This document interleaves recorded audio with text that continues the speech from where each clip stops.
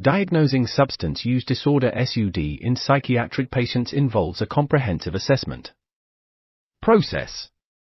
Here's an overview of the diagnostic process for SUD. 1. Clinical interview. A thorough clinical interview is conducted to gather information about the patient substance use history, patterns, and symptoms. This includes the type of substances used, frequency, quantity, duration of use, and any associated consequences or problems. 2. DSM-5 criteria, the Diagnostic and Statistical Manual of Mental Disorders. 5th edition DSM-5 is the widely used diagnostic manual for mental health disorders, including SUD. Is the widely used diagnostic manual for mental health disorders, including SUD. The clinician evaluates the patient's symptoms and behaviors to determine if they meet the specific criteria outlined in the DSM-5 for SUD.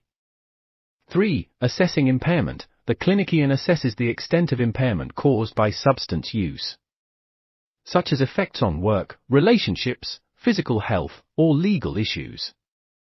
This evaluation helps determine the severity of the SUD diagnosis. 4. Collateral information, to gain a comprehensive understanding of the patient's substance use. Substance use, collateral information from family members, friends, or other treatment providers may be collected. This additional information can shed light on the severity and impact of the SUD. 5. Differential diagnosis. The clinician considers other psychiatric disorders that may coexist with substance use disorder or have overlapping symptoms, such as depression or bipolar disorder.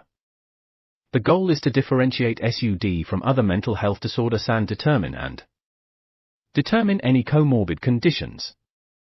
6. Evaluation of withdrawal symptoms and tolerance. The clinician assesses the presence and severity of withdrawal symptoms when substance use is ceased, as well as development of tolerance.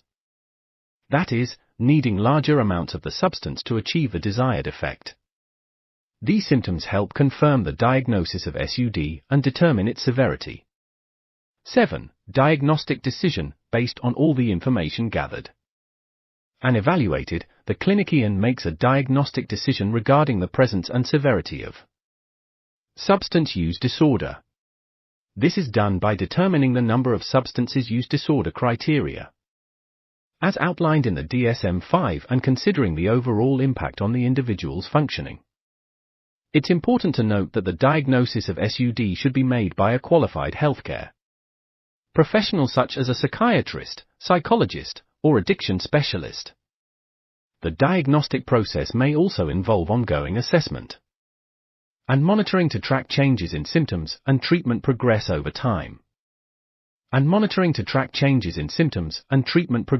time.